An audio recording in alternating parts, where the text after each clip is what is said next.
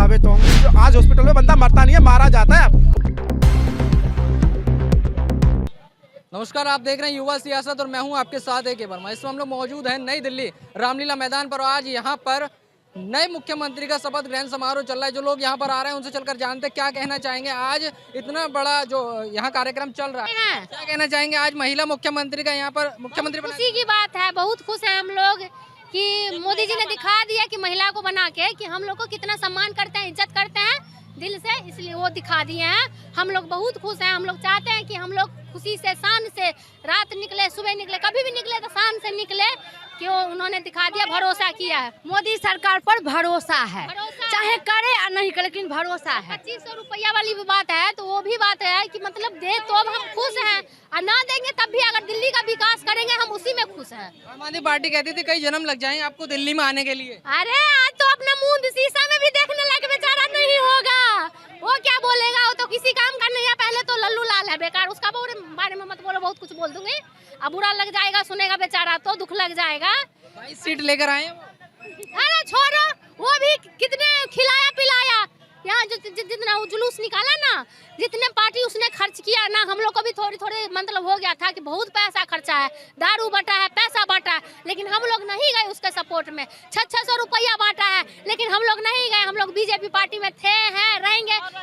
पैसे की जरूरत नहीं है हमें, हम अपना कमा के खाने लायक हैं, हमें पैसे नहीं चाहिए, बस हमें इज्जत से दिल्ली में जीना है। और हाँ, अगर ये न्यूज उनके तक जाए, मोदी तक, तो ये जरूर कहना चाहते हैं कि हम किराएदार हैं, अगर कोई सुविधा आप दे रहे ना तो हम किराएदार के बारे में भी सोचे, क्योंकि अगर आप बिजली पानी कुछ भी मुफ्त दे रहे हो तो हम किराएदार को क्या फायदा, मकान मालिक को फायदा होता है। थोड़ा हम लोग के बारे में भी सोचे, हम लोग गरीब है, कहीं झुकी झोपड़ी तोड़ा के हम लोग को भी दे। हम लोग 15-20 साल से दिल्ली में रहते हैं, किराए पे रहते हैं, कमा के लाते हैं, किराया भरते हैं, खाते हैं। कितना किराया भर दिए, कितना किराया भर दिए, इसको तो कोई मजबूरी नहीं है, लेकिन हम गरीब लोग सोचे कि वो बिहार से आया है, सब कमाते हैं, खाते हैं, हमारे बारे में कुछ सोचना चाहिए ना। गरीबों के लिए केजरीवाल ने फ्री बस सेवा चला रखी थी, कई और भी सुविधाएं चाहिए होगा, चाहिए बस फ्री नहीं चाहिए, कोई फायदा नहीं है बस फ्री से। जब भी जा पैसा हमें फ्री का नहीं चाहिए, हमें काम चाहिए, काम से मतलब है। फ्री का ऐसे तो हम नमक हराम हो जाएंगे, हमें काम चाहिए सिर्फ। हाँ, बस रुकता है, नहीं रुकता है। और जब हम आज रहे थे सब्जी लेके तो क्या बोल रहे हैं, जब बस मेरा पास तो फ्री में दे दिया, 10 किलो सब्जी नहीं था मेरा तो उसका पैसा मांग रहे 10 रुपया, ये कौन सा फ्री है।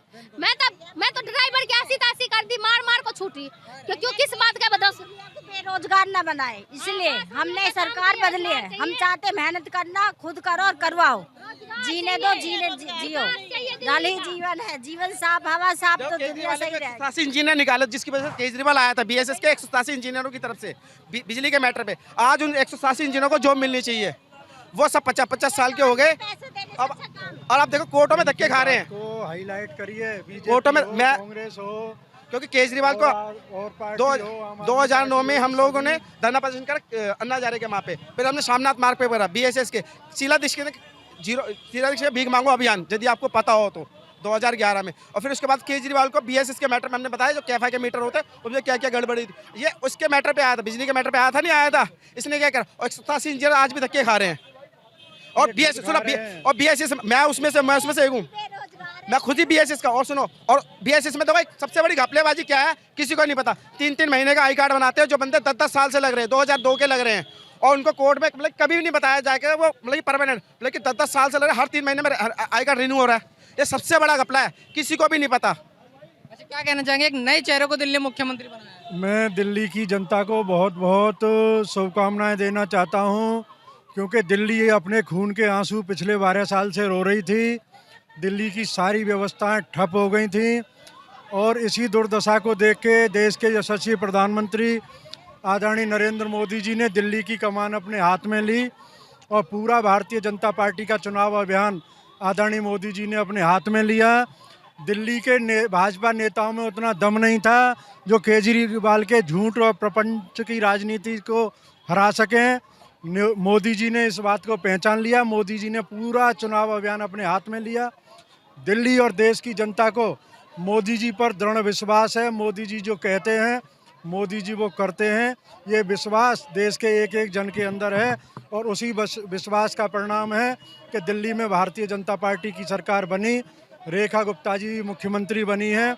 मुख्यमंत्री मंत्री ये मैं पूरे उसके साथ कह रहा हूँ, दिल्ली की कमान आदरणीय प्रधानमंत्री जी ने अपने हाथ से ले ली है और दिल्ली के एक एक नागरिक को, देश के एक एक नागरिक को ये विश्वास है कि मोदी जी जो काम अपने हाथ में लेते हैं वो काम पूरी ईमानदारी के साथ करते हैं। और पूरे दुनिया में दिल्ली की व्यवस्थाएं जिस तरह से ख़राब थी, दिल्ली देश का सबसे प्रदूषित राजधानी, प्रदूषित शहर था। दिल्ली में ट्रांसपोर्ट व्यवस्था पूरी तरह से समाप्त थी। दिल्ली में ठेकेदारी प्रथा में ठेका कर्मचारियों का शोषण हो रहा था। जो मुख्यमंत्री, जो नेता दिल्ली में ठेकेदारी प्रथा समाप्त करने का वायदा करके आया, उस व्यक्ति ने ठेकेदारी प्रथा को बढ़ावा दिया। और जो नेता ठेका कर्मचारियों को पक्का करने का वायदा करके दिल्ली की सत्ता पर काबिज हुआ, वो नेता केजरीवाल दिल्ली के श्रमिकों को, ठेका कर्मचारियों को मिनिमम वेज नहीं दिला पाया। अब हमें पूरा विश्वास है दिल्ली की सारी व्यवस्थाएं दुरुस्त होंगी, कर्मचारियों को, ठेका कर्मचारियों को मिनिमम वेतन भी मिलेगा, सामाजिक सुरक्षा भी मिलेगी। और जैसा कि बीजेपी ने अपने चुनाव घोषणा पत्र में जो जो वायदे श्रमिकों के साथ, दिल्ली की जनता के साथ कहे हैं, हम दिल्ली की सरकार से, नवनियुक्त जो मुख्यमंत्री जी हैं उनसे ये प्रार्थना करते हैं, दिल्ली का श्रमिक पिछले 12 वर्ष से शोषित है, पीड़ित है।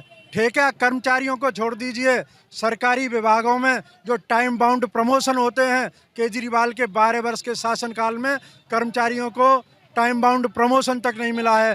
केजरीवाल दुनिया का एकमात्र ऐसा निकम्मा मुख्यमंत्री था जिसने मुख्यमंत्री का पद तो लिया, उस कुर्सी पर तो बैठा, लेकिन मुख्यमंत्री के दावों को, दायित्वों को कभी नहीं निभाया। हमें पूरा विश्वास है मोदी जी के कुशल मार्गदर्शन में, और रेखा गुप्ता जी भी विभिन्न सांगठनिक संगठनों से होकर गुजरी हैं। वो विद्यार्थी परिषद की भी नेता रही हैं, दिल्ली विश्वविद्यालय छात्र संघ की सचिव और अध्यक्ष रही हैं, 3 बार निगम पार्षद रही हैं। निगम का काम महता काम है। निगम पार्षद की जो जिम्मेदारी होती है वो विधानसभा के काम को और पार्लियामेंट्री काम को पूरी तरह से निगम पार्षद समझ जाता है। 3 बार निगम पार्षद जीतने के बाद और 3 बार निगम पार्षद का दायित्व जिस व्यक्ति पर रह जाता है वो पूरी तरह से राजनीतिक रूप से परिपक्व हो जाता है। क्या लोगों की आवश्यकता है, क्या विधानसभा की आवश्यकता है, क्या क्षेत्र की आवश्यकता है, क्या प्रदेश की आवश्यकता है, क्या देश की आवश्यकता है, उनसे वो व्यक्ति पूरी तरह से समझ जाता है।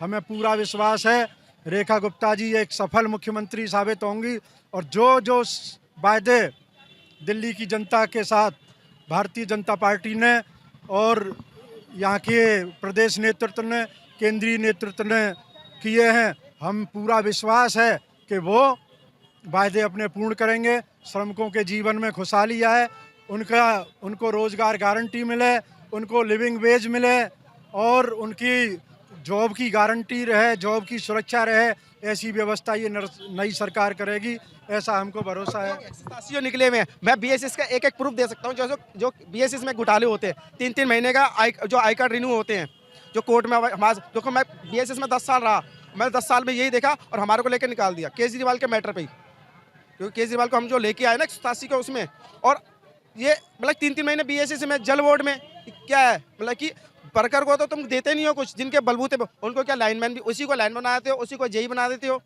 उसी को फील्ड इंजीनियर बना देते हो। क्योंकि जितना भी बीएसएस में बंदा है, लड़का है, वो आईटीआई बीटीसी पूसा से कम नहीं है। वो ये नहीं, पहले जो लाइनमैन होता था वो अनपढ़ होता था, मगर आज जो बीएसएस में लाइनमैन है जब वो है, वो सब ग्रेजुएशन आईटीआई से कम नहीं है। अब मैं तो ये कहता हूँ जो 87 लड़के हैं उनको कोर्ट ने जिस ढंग से भ्रष्टाचार हुआ है, और अभी भी लेबर कोर्ट में जो भ्रष्टाचार होता है उस भ्रष्टाचार को खत्म किया जाए। जो 10-10 साल 11-11 साल जो कोर्ट केस चलते हैं वो खत्म हो, क्योंकि लेबर का जो आदमी मरता है ना वो पेट से मरा जाता है, क्योंकि उसमें जामीन ही नहीं होती। बताओ भाई साहब, जिसको 6,000 रुपये मिलते हैं 14 साल से कोर्ट केस क्या लड़ेगा। और अभी मेरा हाई कोर्ट में ये नहीं करता, अब हाई कोर्ट के मैं 10 लाख वकील को कहाँ से दूंगा भाई साहब, प्लस करना। मैं तो, मेरी 3-3 बेटी है भाई साहब, बताओ मैं क्या करूँगा, मैं क्या करूँगा उसको। क्या लगता है भाजपा आ गई है, आपको कुछ न्याय मिलेगा? न्याय क्या मिलेगा मुझे, यदि आप बताओ तो मैं सारा प्रूफ दूंगा कि देखो क्या। ऐसे में हेल्थ मिनिस्ट्री का मैंने एग्जाम पास किया, 1,75,000 लड़के लड़कियों में मैं निकला था, उसमें निकले 1000, जब शीला दीक्षित की सरकार थी और 1000 में जब मेरी प्रोफाइल चेक हुई, क्योंकि मैंने इलेक्ट्रिकल का दे रखा था, मैं कहा मैं तो मेरा आएगा नहीं, प्रोफाइल में मेरा पास कर दिया, मेरा ज्वाइनिंग लेटर इशू कर दिया, वो तनेजा ब्लॉक LNJP में, वहाँ से मुझे मांगे क्या 5 लाख रुपये। बताओ मैं 5 लाख रुपये कहाँ से दूंगा? उस टाइम में DM खनेता थे, डायरेक्टर हेल्थ मिनिस्ट्री के, उसने मुझसे पैसे मांगे थे, और जहाँ पे पहले इसने मांगे, फिर मैं कह रहा वो तो तुम्हें देने पड़ेंगे, नहीं तो तुम लग नहीं सकते। मैं आज तक जॉब पे नहीं लगा, जबकि ईमानदार बंदा यदि हॉस्पिटल की जॉब पे लगता है ना, उसके 2-3 काम होते हैं, उसका तो परिवार था, तन मन और धन, क्योंकि तन से तो वो सेवा करता है, मन से वो पूरी उसके करता है, और धन से उसका परिवार पलता है, जिससे कि वो वहाँ की मानव सेवा करता है। आज हॉस्पिटल में बंदा मरता नहीं है, मारा जाता है। OT के मामले में गलत इंजेक्शन लग गया, वार्ड बॉय से ढंग से काम नहीं करता, क्योंकि मानवता है नहीं। आप यदि आप किसी वार्ड बॉय को पैसे दोगे तब जाके तो आपका वो मतलब कि पर्चा बनता है।